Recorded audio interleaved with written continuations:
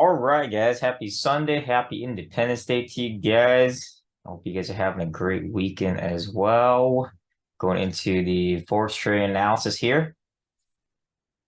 So, what we see here is selling the US dollar due to the fact that a whole lot here going on and looking for the consolidation goal keep going down for the US dollar. So, doji candle here. Looking for a move going back down to 102.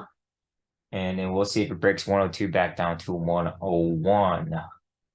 Indices, buying indices, all of them, they are positive, positive move. Now, what's going to be interesting to see if US 30 is going to break this resistance price at the 34,400. And we'll see if it makes a move to keep going back up to 35,000. That would be the big hit to see if it's going to go any further than that.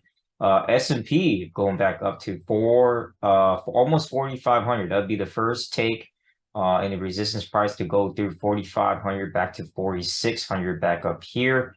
And we'll see if it keeps going back up to the previous high of 4,800. NASDAQ, NAS 100, buying NAS 100, looking for it to keep going. The next move would be to go up to 16,000. And then from there, we'll see if it even goes back to retest a high of 16,600. Gold, buying gold, looking for gold to make a move back up to 1930 to 1935 at this wick here, and then back to 1950 to 1960. So buying gold, selling the US dollar index, selling USD JPY. I know it is still trying to uptrend itself here back to 145 here. This is a third candle of the bull candle here. It is still uptrending, but I'm looking to sell it back down to 144 to 143 for this upcoming week here. So euro, looking for euro to make a move back up to 110. It's going to be tricky because this has been consolidating for quite some time between 108 and 110. Doesn't break 110. I'm just going to sell it back down to 109, and then 108 would be the next move. Selling euro British pound back to 85, and then to break the support price at 85.1 here, and then back down to break below 85 back to 84. Okay, so buying the pound, looking for the pound to make it move back to 127 to 128. Doesn't break 128. I'm going to sell back down to 127, back down to 126. Now, like I said, this is a pretty tough price range because most of these pairs are consolidating within the same structure and very narrow. Like I said, I don't expect too much of volatility until after Tuesday, because Tuesday is Independence Day. So be well aware of that. Let's see here. Let's see. USD Swiss, selling U Swiss, US dollar Swiss franc back down to 89 to break the support price at 89 and to go back down to 88. USD CAD, looking to sell USD CAD back down to 132 to 131. And then buying Australia and New Zealand, looking for the Australian dollar to break a move back to 67 to 68. And then buying New Zealand dollar, looking for a weekly swing buy here for 62 to 63. And so, other than that, like I said, I don't expect too much for this week. Independence Day is on Tuesday. I don't expect a whole lot of movement for tomorrow anyways. And so it's going to be a very choppy, low volume week. I don't expect too much. I know we have non-farm payroll this Friday as well. So that'd probably be the kickoff starting Wednesday. So I'm going to treat Wednesday as like a brand new Monday.